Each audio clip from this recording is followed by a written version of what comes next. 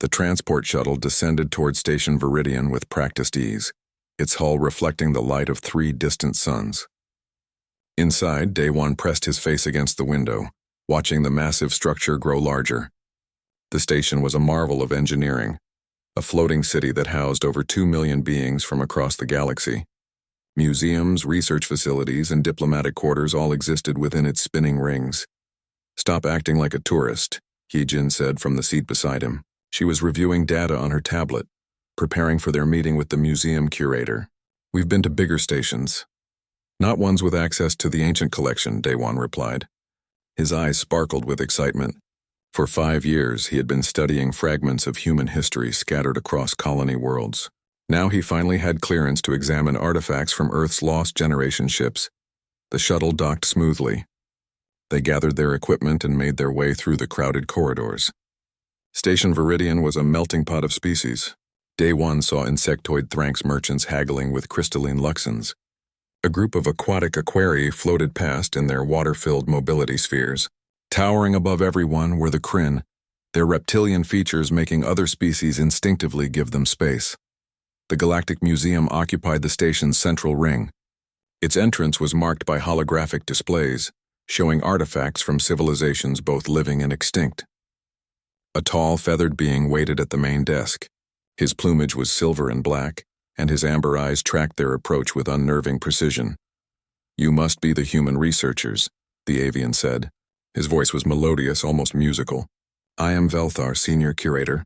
Welcome to our facility." Day One extended his hand, then remembered that Velthar's species found the gesture uncomfortable. He bowed instead. "Thank you for granting us access. I'm Day One, and this is Hee-Jin." Velthar's head tilted in acknowledgement. "Your credentials are impressive for one so young. Few humans have published work on the colony ship era."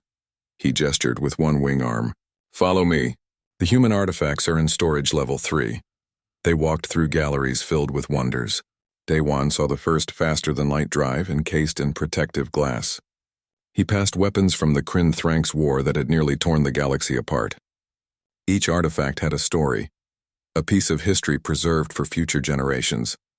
But Velthar led them past all of this, into restricted areas where security became noticeably tighter. Armed guards stood at checkpoints. Biometric scanners verified their identities multiple times. The deeper they went, the more Day One's curiosity grew. "Are all human artifacts kept under such heavy security?"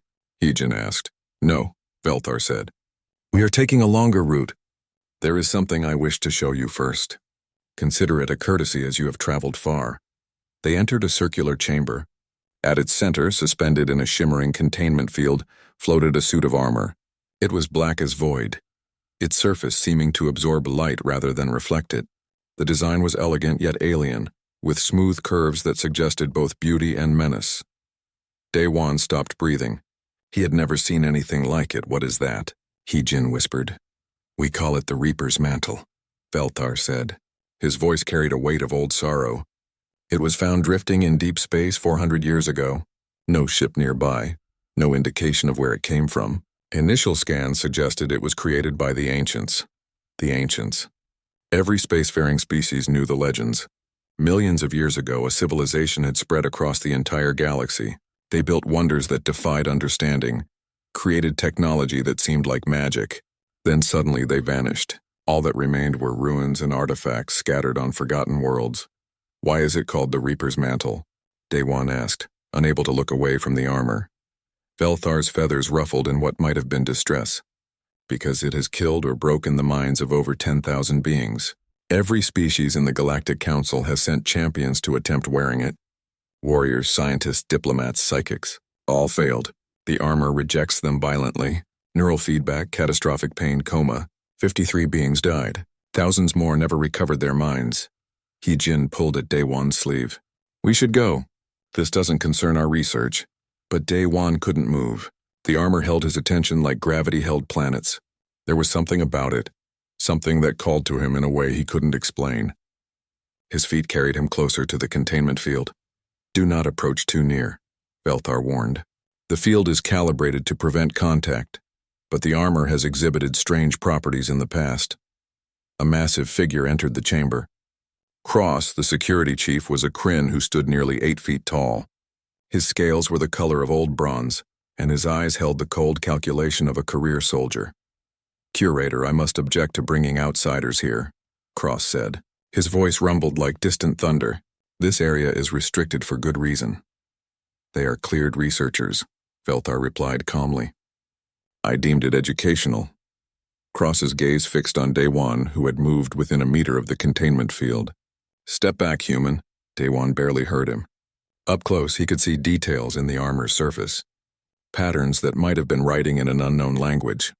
Seams that suggested the pieces could move independently. And something else, something that made his skin tingle. The armor's surface rippled. It was subtle, like a stone dropped in still water. Waves of faint light spread across the black material, pulsing in rhythm with something Daewon couldn't identify. He realized with shock that it matched his heartbeat. "Impossible," Velthar breathed. Cross moved fast for his size, pulling Daewon away from the field. "What did you do?" "Nothing. I just looked at it." The armor continued to pulse with light, brighter now. Alarms began to sound throughout the chamber. The containment field flickered and stabilized, then flickered again. More guards rushed in, weapons raised. "Shut down the field," Cross barked. "If we do, the armor could activate fully," one technician shouted back. "It's never done this before." Velthar's feathers had gone completely flat against his body, a sign of extreme agitation. "You must leave. Both of you now." Hyejin grabbed Daewon's arm and pulled him toward the exit. He stumbled backward, unable to tear his eyes from the armor. The light was fading now, returning to its dormant state, but he could still feel it, a phantom sensation like static electricity dancing across his skin. They were escorted out of the restricted area by armed guards. Velthar accompanied them, his usual composure shaken. "What happened in there?" Hyejin demanded. "I do not know," Velthar admitted. "The armor has remained inert for centuries. Even our most advanced technology cannot make it respond. Yet when you approached..." He looked at Daewon with something between fear and fascination. "There are theories, ancient prophecies, but they are only stories." Daewon found his voice. "What kind of stories?" "That the armor was created for a specific purpose, that it waits for one who can wear it, one who carries the bloodline of the ancients themselves." Velthar's amber eyes bore into him. "But such a thing is impossible. The ancients vanished long before any current species evolved. They reached the museum's public areas." Velthar stopped at the boundary between restricted and open zones. "I will report this incident to the council," he said. "They will want to question you. Until then, I suggest you remain on the station. Do not attempt to return to that chamber." After Velthar left, Hyejin turned to Daewon. "What really happened back there?" He shook his head. "I don't know. But I felt something. Like the armor recognized me." He laughed without humor. "That sounds crazy." "Everything about this is crazy," Hyejin said. "We should contact the embassy. If the council wants to interrogate you, we need legal protection." They made their way to their assigned quarters, a modest suite in the station's civilian housing ring. Daewon tried to focus on unpacking, on reviewing their research plans, on anything other than the armor. But his mind kept returning to those moments in the chamber, the way the light had pulsed, the feeling of connection. That night, sleep came with difficulty. When it finally did, Daewon dreamed. He stood on a battlefield beneath an alien sky. 3 moons hung overhead, casting purple shadows. Around him, beings in armor like the Reaper's mantle fought with weapons that tore reality itself. He heard voices speaking in languages he shouldn't understand but somehow did. He felt emotions that weren't his own. Duty, sacrifice, desperate hope. He watched civilizations rise and fall in heartbeats. He saw the galaxy young and wild, before any of the current species existed.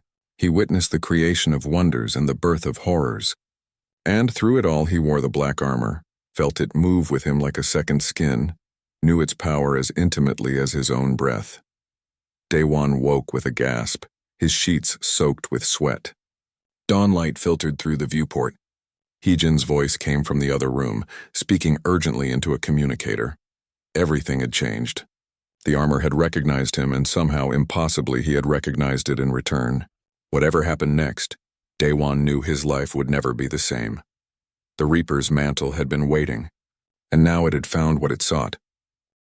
The summons came at dawn. 2 council security officers stood at their door, their expressions neutral but their body language tense. Day One had expected this. What he hadn't expected was the crowd of journalists and curious onlookers that had gathered in the corridor outside. Word had spread impossibly fast. By the time Day One and Heejin reached the council chambers, half the station seemed to know that the Reaper's mantle had responded to a human. News feeds displayed his face alongside wild speculation. Some called him a prophet. Others demanded he be quarantined as a potential threat. The council chambers were built to impress and intimidate. The ceiling stretched hundreds of feet overhead, decorated with holographic displays of every member species' homeworld. Counselors sat in a semicircle, elevated above the floor where supplicants stood. There were 47 species represented, each with their own agenda. Velthar was present, standing in a witness box to one side. Cross loomed nearby, his massive arms crossed, but there was also a new face that made Daewon's stomach tighten. The figure was composed entirely of crystalline structures that refracted light into rainbow patterns. This was Morvan, the Council's overseer of dangerous artifacts. Daewon of humanity. Morvan's voice resonated like struck crystal. You stand before us to explain yesterday's incident. The Reaper's mantle has remained dormant for 4 centuries. What did you do to activate it? Nothing, Daewon said. I approached it, looked at it. That's all? Unacceptable, one of the Kryn counselors growled. The armor is a weapon of the ancients. If humans have discovered a way to activate it, this presents a security threat to the entire galaxy. A Thranx counselor clicked her mandibles in agreement. We demand full neural scans. If this human carries some trigger mechanism, we must understand it. Yi Jin stepped forward. My client has rights. You cannot perform invasive procedures without consent. Your client activated a weapon that has killed 53 beings. Morvan said coldly. The safety of billions outweighs individual privacy. The debate raged for an hour. Daewon stood silent, feeling like an object being discussed rather than a person. Finally, a compromise was reached. He would undergo non-invasive scans conducted by a neutral specialist. If those revealed anything unusual, further testing would require his consent. The specialist turned out to be a Thranx named Thex, whose compound eyes could see far beyond human visual range. His laboratory was filled with equipment that hummed and pulsed with energy. Daewon lay on an examination table while sensors mapped every aspect of his brain. Fascinating, Thex muttered, his translator converting his clicks and whistles into human language. Your neural patterns contain harmonic frequencies I have never seen in a human before. Actually, I have never seen them in any current species. What does that mean? Heejin asked. She had refused to leave Daewon's side. These frequencies match the resonance signature of ancient technology, Thex explained. But that should be impossible. The ancients died out millions of years ago. No modern species carries their genetic markers. Could it be a mutation? Daewon asked. Perhaps. Or perhaps. Thex's antennae twitched with excitement. Perhaps human evolution was not as independent as your species believes. If the ancients seeded genetic material before their disappearance, and if that material remained dormant in certain lineages, you're saying humans might be related to the ancients? Heijin's voice was sharp with disbelief. I am saying it is a possibility that requires further study, Thex said carefully, but it would explain why the armor responded to you. Before they could discuss further, alarms shrieked throughout the station. The laboratory's view screen flashed with emergency broadcasts. Unauthorized ships had breached the station's perimeter. Weapons fire had been detected in the museum sector. Cross's voice boomed over the intercom. All civilians to emergency shelters. This is not a drill. We are under attack. Daewon and Heijin ran for the door, but Thex stopped them. Wait, if they are attacking the museum, they are after the armor. You must stay away from there. All the more reason to go, Daewon said. If I'm the only one who can interact with it safely, I might be able to help. They raced through corridors filled with panicked civilians. Station security forces rushed past them toward the museum. The sound of energy weapons echoed through the metal walls. Daewon's heart hammered in his chest, but his feet kept moving forward. The museum's main hall had become a war zone. A group of heavily armed mercenaries in unmarked armor were fighting station security. Bodies lay scattered across the floor, both attackers and defenders. The mercenaries were pushing toward the restricted areas, toward the chamber that held the Reaper's mantle. Cross stood at a barricade, directing security forces. His scales were scorched from weapon fire, but he remained steady. When he saw Day-Wan, his eyes widened with fury. "Get that human out of here!" he roared. An explosion rocked the museum. Part of the ceiling collapsed, crushing the barricade. Cross went down, buried under debris. The mercenaries surged forward, their path to the restricted area now clear. Day-Wan didn't think. He ran toward the chamber where the armor waited. He-Jin screamed his name, but he couldn't stop. Something was pulling him forward, an instinct deeper than conscious thought. He burst into the circular chamber. The containment field was flickering, damaged by the fighting. The armor floated at the center, pulsing with light. It was responding not just to his presence, but to the danger, as if it could sense the threat. 3 mercenaries entered behind him. They raised their weapons, but before they could fire, the containment field failed completely. The armor dropped, falling toward the floor. Day-Wan reached out instinctively to catch it. His hand touched the black surface and the universe exploded. The armor didn't feel solid. It felt liquid, alive, eager. It flowed over his hand, up his arm, spreading across his body in seconds. He tried to scream, but the armor covered his mouth, his face, everything. He felt it merge with his skin, felt it connect to his nervous system. Then came the memories. He saw the galaxy when it was young, filled with a civilization that had conquered physics itself. The ancients had not been one species, but a collective of many, united in pursuit of knowledge and beauty. They had created wonders, planets reshaped to perfect harmony, stars guided to new positions, life itself designed and nurtured across thousands of worlds. But power corrupted. Factions emerged. Some ancients believed they should guide younger species. Others wanted to let them develop naturally.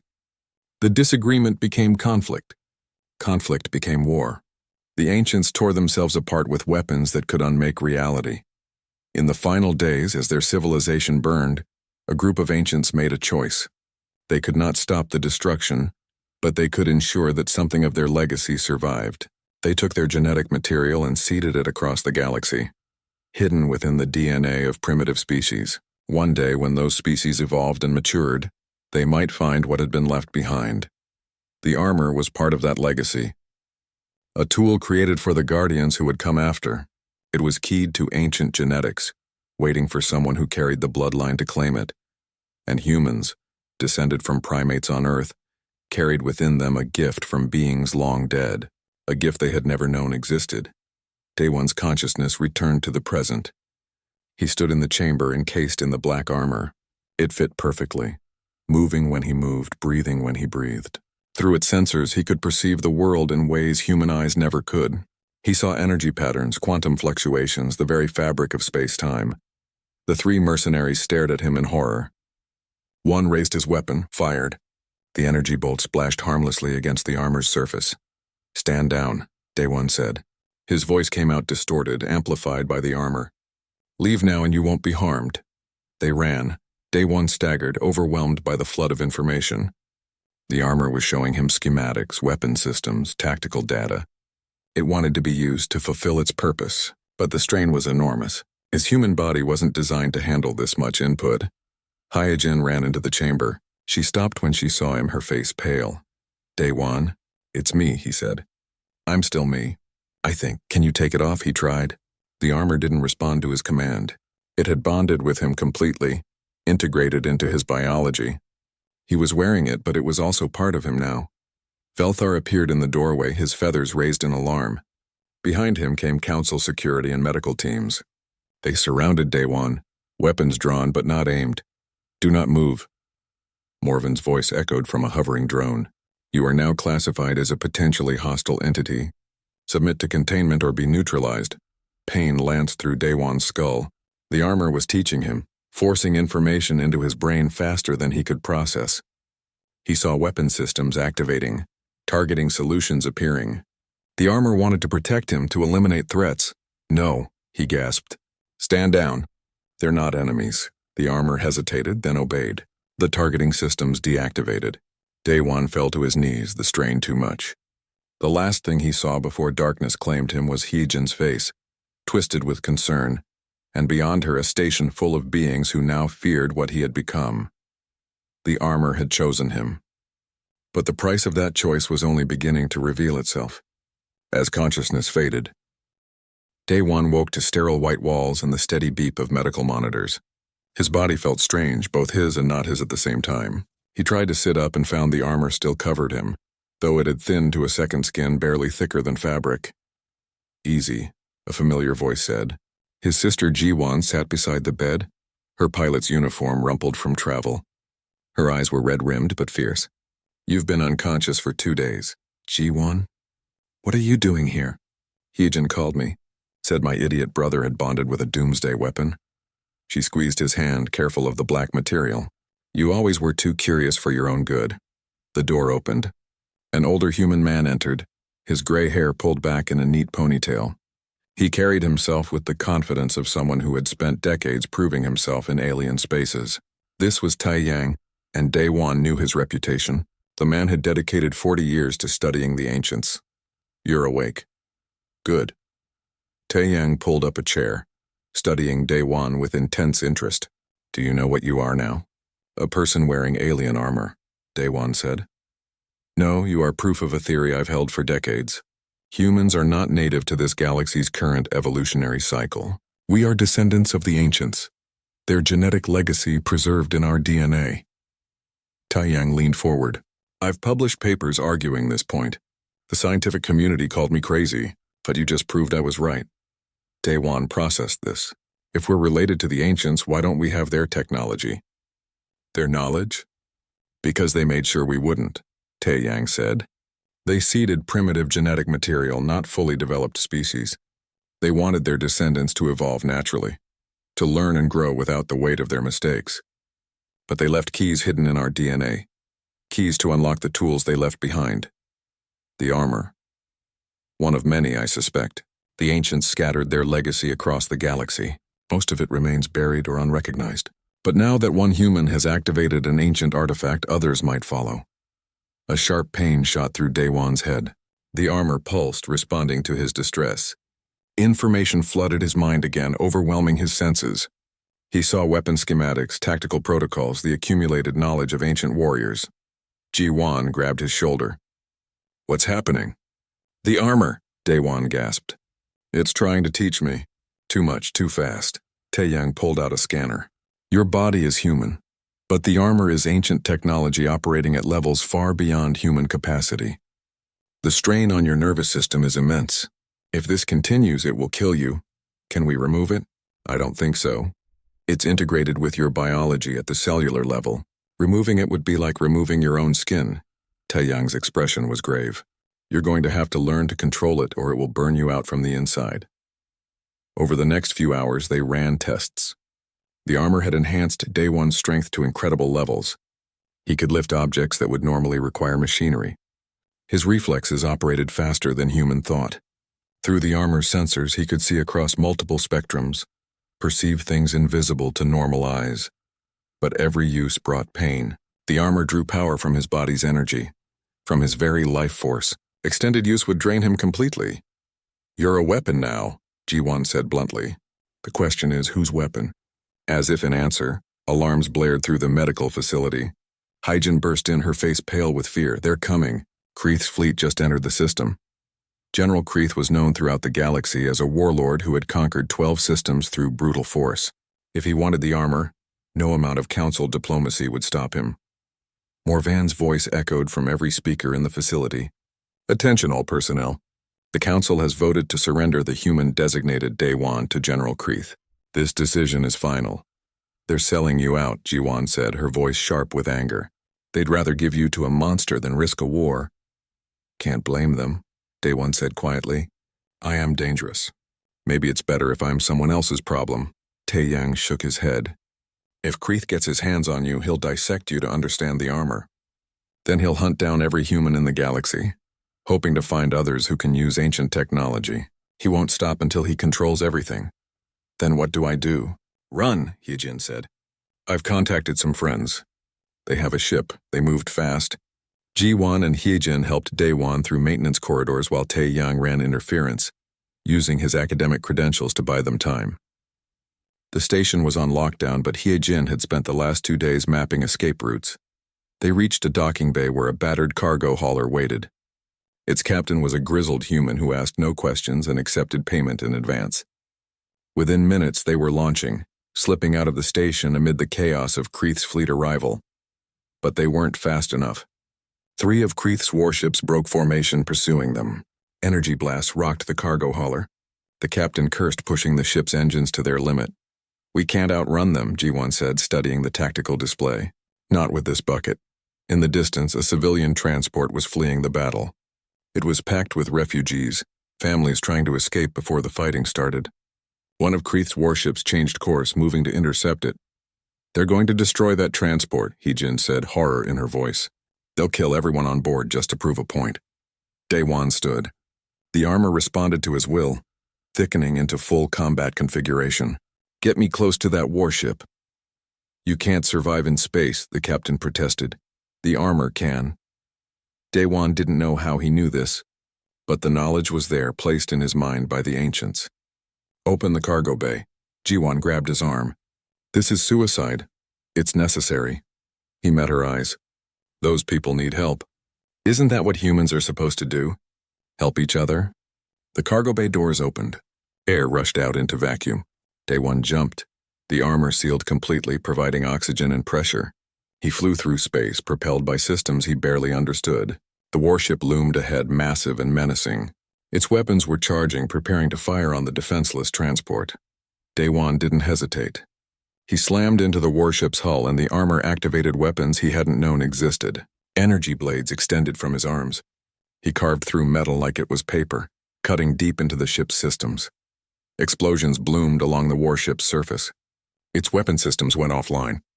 The ship began to list, crippled. The transport escaped, disappearing into faster-than-light travel. The other 2 warships turned their attention to Daewon. Hundreds of weapons locked onto his position. He was one man in a suit of ancient armor, facing enough firepower to level a city.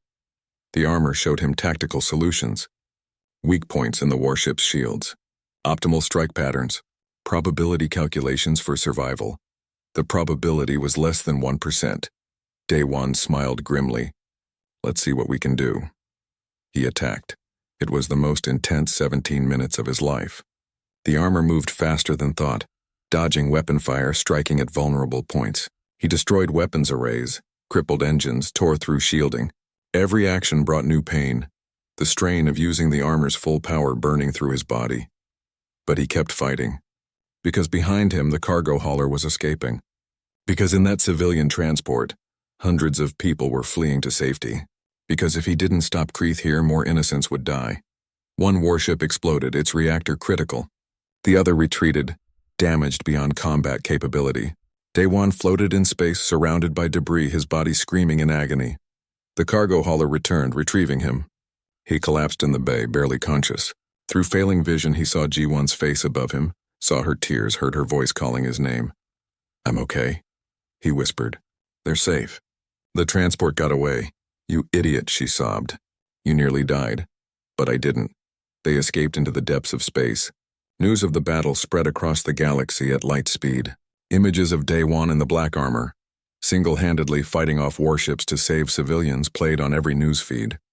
Among the refugees he'd saved was a young girl named Sora, who told reporters about the human who had appeared like a guardian angel. Overnight, Daewon became a symbol, to some a hero, to others a threat that needed to be eliminated. Taeyang examined him after the battle. "The armor is changing you," he said quietly. "Your DNA is being rewritten at the cellular level. You're becoming something between human and ancient. Will I survive? I don't know. The ancients designed the armor for beings who already possessed their genetics in full. You only carry traces. Your body is adapting, but adaptation has a cost." Daewon looked at his hands, encased in the black armor that wouldn't come off. He had gained power beyond imagination. He had saved lives. But he could feel himself changing, feel his humanity slipping away bit by bit. "How long do I have?" "I don't know," Taeyang admitted. "Months, maybe years. Every time you use the armor's full power, the change accelerates." Ji-won took his hand. "Then we find a way to slow it down. We find a way to help you control it without burning yourself out. You're not facing this alone." But even as she spoke, Daewon knew the truth.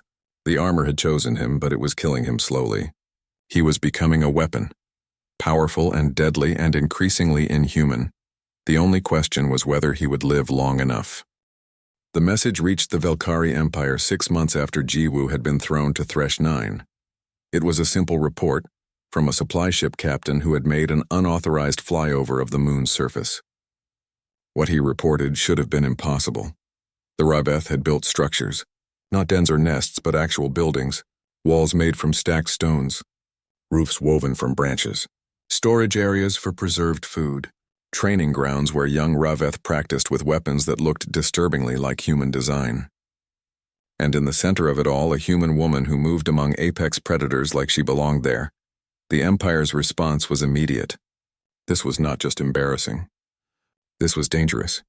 If word spread that a prey species could survive and even thrive on Thresh 9, if other enslaved races learned that humans could teach predators new ways of thinking, the entire power structure of the Empire could collapse. Fear was their weapon, and Jiwoo had turned that weapon into a joke. Commander Taemin received his orders directly from the Imperial Council. Take a military force to Thresh 9, eliminate the human. Eliminate every Raveth that had been contaminated by her influence. Sterilize the moon if necessary. Make an example that would echo across the galaxy. Taemin was known for his efficiency and his cruelty in equal measure. He had put down rebellions on 3 different worlds. He had once ordered an entire city burned because one person had insulted the Empire. He would not fail here. He brought 400 soldiers, 20 armored vehicles, and enough firepower to level a city. The landing ships descended on Thresh 9 in tight formation, their engines screaming across the red sky. Taemin expected resistance. He expected fighting. What he did not expect was for his entire landing force to arrive unopposed with no Raveth anywhere to be seen. Spread out, he ordered his troops. Search the area. Find them. The soldiers moved in disciplined units, their weapons ready, their armor gleaming. They looked professional and deadly. They looked like they had never failed at anything in their lives. That confidence lasted exactly 12 minutes. The first trap was simple. A concealed pit with sharpened stakes at the bottom, covered with branches that looked like solid ground. 3 soldiers fell through before the others realized what had happened. The second trap was more sophisticated. A deadfall of rocks held in place by a trigger vine. When the soldiers tried to help their fallen comrades, the rocks came crashing down. 5 more soldiers died. Taemin cursed and ordered his forces to pull back and regroup.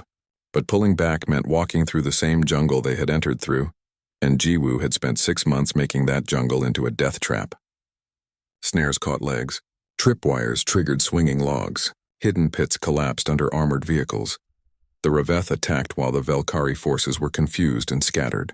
They came from all directions at once using tactics they had learned from Jiwoo. Hit and run. Strike from the shadows. Never fight fairly when you can fight smart. The Velkari had better weapons and better armor. But the Raveth had home ground advantage and a teacher who understood how to fight technologically superior enemies. Taemin watched his forces take casualties and felt something he rarely experienced. Doubt. He ordered a retreat to the landing ships, calling for orbital support.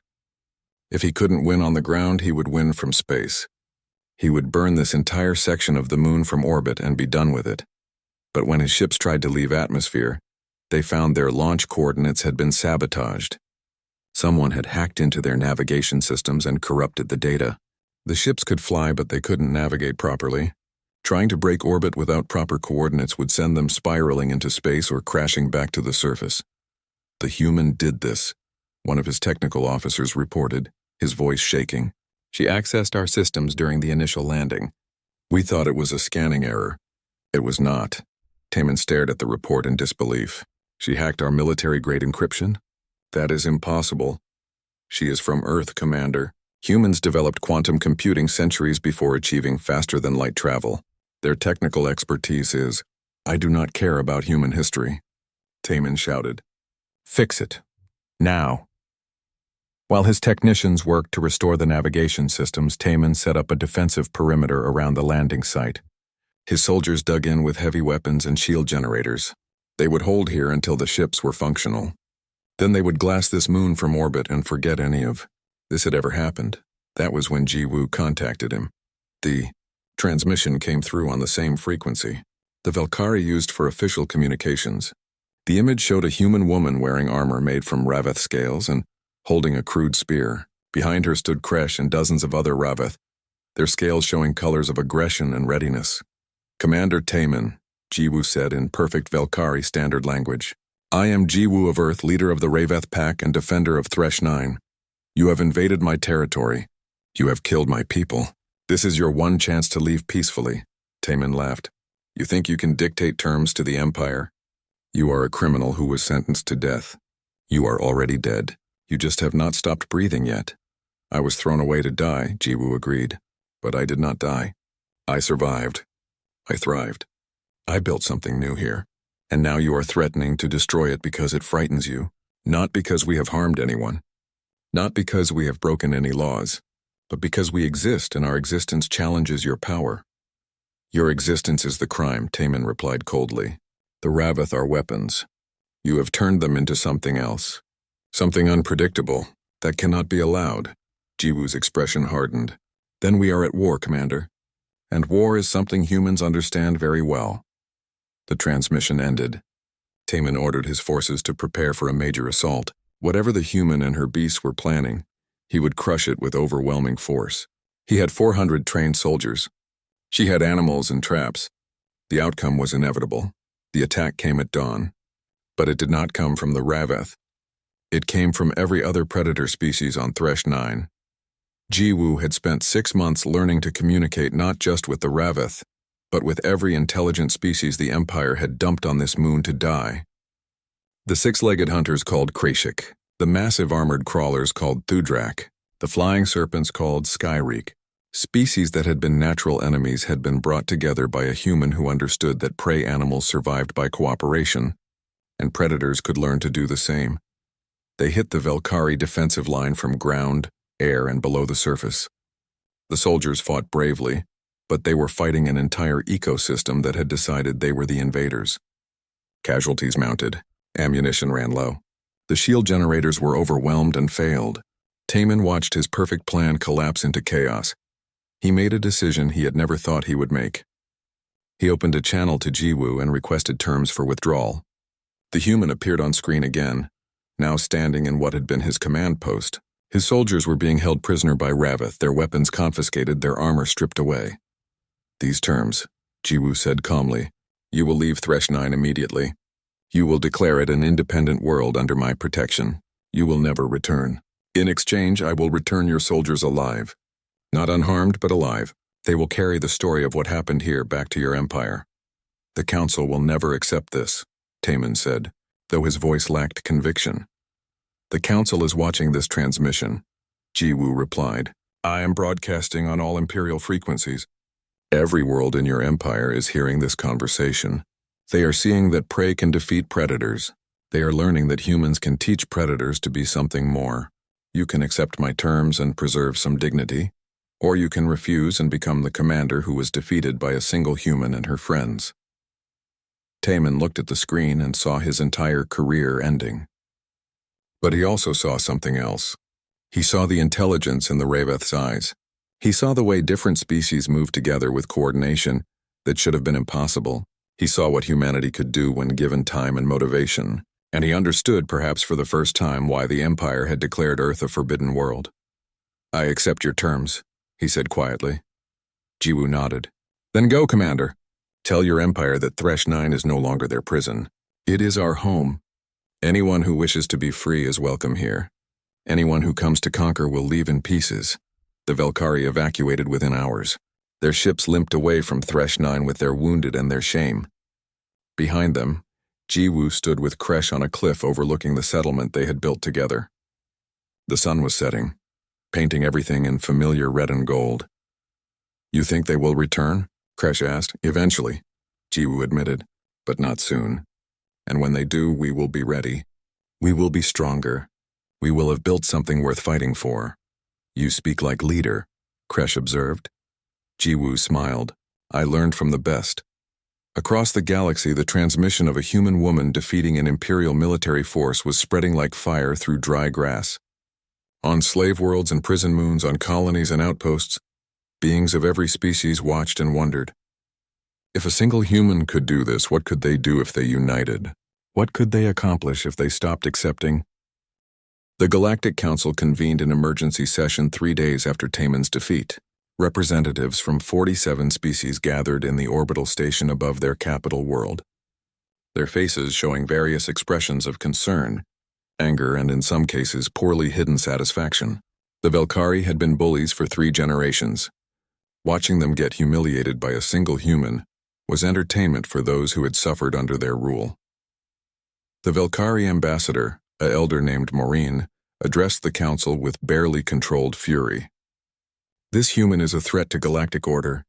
She has corrupted the Raveth. She has declared an illegal sovereignty over imperial property. She must be eliminated before her influence spreads further. The Terran ambassador, a woman named Hana, stood calmly. Humanity had been granted limited council representation only 2 years before, after Earth's location had been discovered by accident. They were still considered primitives, barely worthy of acknowledgement. That was about to change.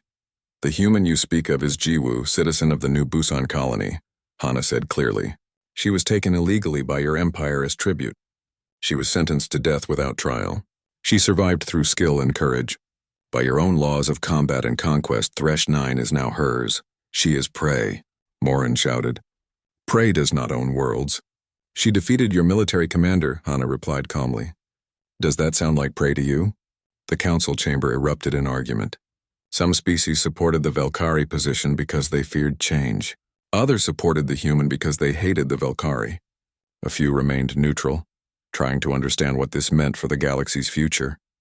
While the council argued, events were moving faster than any of them realized.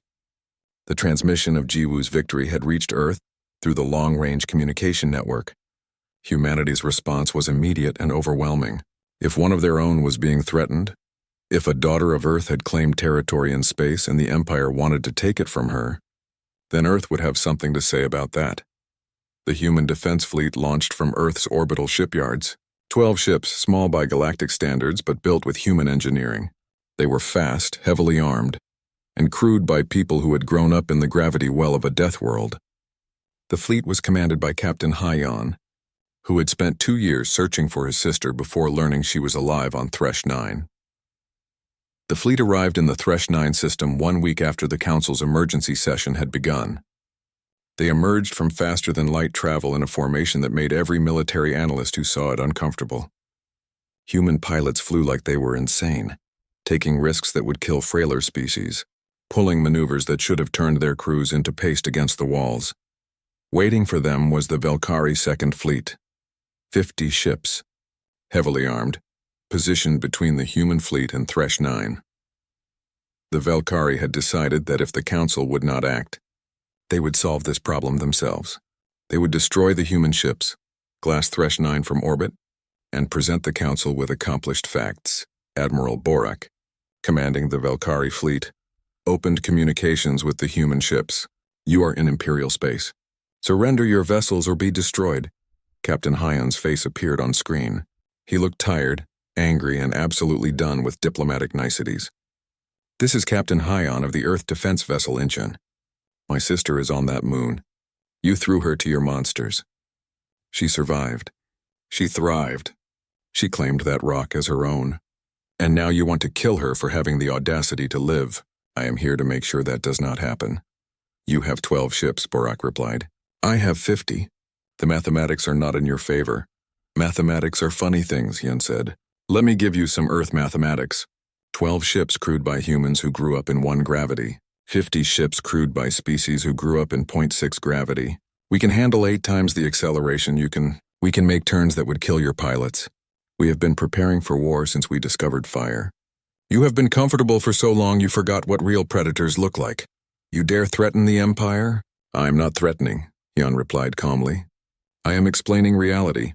You can leave peacefully or we can teach you why Earth is considered a death world. Your choice. You have 5 minutes to decide. On Thresh 9, Jiwoo watched the confrontation unfold on screen salvaged from Velkari equipment. Kresh stood beside her, his scales showing colors of anticipation. Around them, the entire settlement had gathered to watch. Ravith, Kreshik, Thudrak, Skyreek, and even a few Velkari prisoners who had chosen to stay, rather than return to an empire that would punish them for losing. Your pack comes, Kresh observed. Your blood.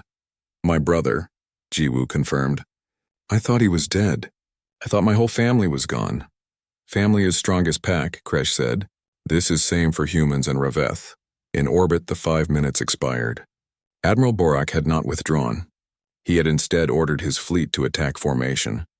He believed his superior numbers would carry the day. He believed wrong. The battle lasted 17 minutes. The human ships moved like nothing the Velkari had ever encountered. They used the moon's gravity to slingshot into attack runs. They synchronized their fire to overwhelm shields one ship at a time. They flew through debris fields that should have been impossible to navigate. And when Velkari ships tried to pursue, the humans simply accelerated harder than their pursuers could match, turning pursuit into target practice. 3 human ships took damage. 2 Velkari ships were destroyed outright. 15 more were crippled to the point they could not fight. The rest broke formation and retreated. Admiral Borak had learned the same lesson Taman had learned on the surface. Humans did not fight fair. They fought to win. Captain Hyon opened a channel to Thresh 9. Jiwoo? Are you there? It's me. It's your brother. Jiwoo's hands shook as she activated her transmission equipment. She saw Hyun's face on the screen, older and scarred and so familiar it hurt. I'm here, she said, her voice breaking. I'm still here. I know, Hyon replied, his own voice thick with emotion. I saw what you did. I saw what you built. I am so proud of you. You came for me. Of course I came for you. You are my sister. You think I would let aliens decide your fate? Jiwoo laughed through tears. Behind her, Kresh made a questioning sound. He had never seen Jiwoo cry before. She turned to him, still smiling through the tears. This is happiness, she explained. Humans cry when happy sometimes. It is strange, I know. Humans are strange, Kresh agreed. This is why we like you. The human fleet took up orbit around Thresh 9. Captain Hyun and a delegation landed on the surface in a shuttle. When the ramp lowered, Hyun stepped out into the red light of the alien sun and saw his sister waiting for him. She looked different, harder, scarred, but alive and strong and surrounded by creatures that should have killed her months ago. They embraced in the way of humans, with physical contact that most other species found uncomfortable. The Raveth watched curiously. Physical affection between pack members was usually limited to grooming and sleeping in proximity. This full-body contact seemed excessive, but then, humans were excessive about most things.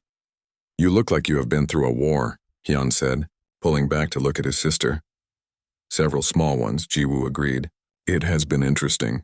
Interesting, Hyun repeated. You always did understate things. He looked past her at Kresh. So this is the famous Raveth leader I have heard about in the reports. This is Kresh, Jiwoo confirmed. My friend. My partner in building this place. He is why I survived the first week. Hyun bowed slightly, the way humans showed respect to equals. Kresh returned the gesture with a lowering of his head. It was a small moment, but it represented something larger. 2 apex predator species acknowledging each other as something other than prey or threat. Partners maybe. Allies possibly. Something new in a galaxy that had forgotten how to create new things. The Galactic Council reconvened after the battle. This time the Velkari ambassador did not shout. He made demands quietly, with the understanding that his position had weakened considerably. The council voted and the result was closer than it should have been, but it passed. Thresh 9 was recognized as independent territory under joint human and Raveth governance. Jiwoo was granted the title of administrator. A fancy word that meant everyone acknowledged she was in charge, but nobody wanted to call her queen. She accepted the title with grace and made her first official act as administrator. She opened Thresh 9 to refugees. Any being who was fleeing oppression, any species that had been labeled as too dangerous or too difficult, any individual who wanted a fresh start in a place where strength was valued, but mercy was possible. They would be welcome. The refugees began arriving within weeks. First a trickle, then a flood. Not all of them could adapt to life on Thresh 9. It was still a harsh world, still dangerous, still demanding. But those who could adapt found something they had not expected to find. Purpose, community, a chance to be something more than what they had been labeled. 6 months after the battle in orbit, Jiwoo stood in the central square of what had become a real town. Buildings of stone and metal surrounded her, fields where they grew food from Earth and from a dozen other worlds. a school where young Ravith learned to read and write, and young humans learned to hunt and survive.